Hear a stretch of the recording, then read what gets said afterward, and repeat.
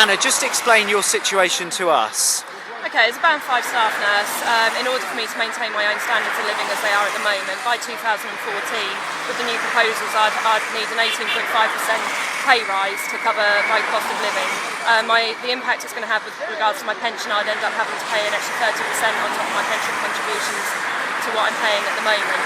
The average NHS pension is between £7,500 and £10,000. The government are calling that gold-plated. I'd like to know where they got that information from, because that pension is not gold-plated to me. Just tell us, why are you guys here today? Today we're seeing the biggest attack on public sector pensions in a generation, the biggest strike by women in history in this country. The government have said to public sector workers, you've got to pay more, work longer, get less for your pension. And people already had pay cuts, job cuts, and being told there's a pay freeze, and people can't afford it. What do you make of the turnout here at St Mary's? Excellent, absolutely excellent. Unison's had about 65 of our stewards and members come out and show their support today and their anger for the government's proposals to cut their pensions. Really good support from the public as well, going into the hospital and driving past. So excellent support for the public sector workers and hospital workers today.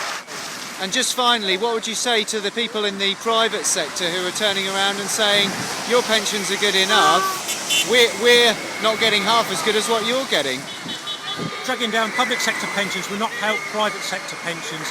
The real shame of this is the government is trying to tax public sector workers £2.8 billion when all of us, private and public sector taxpayers, pay £10 billion to subsidise the pensions for people who earn more than £150,000 a year.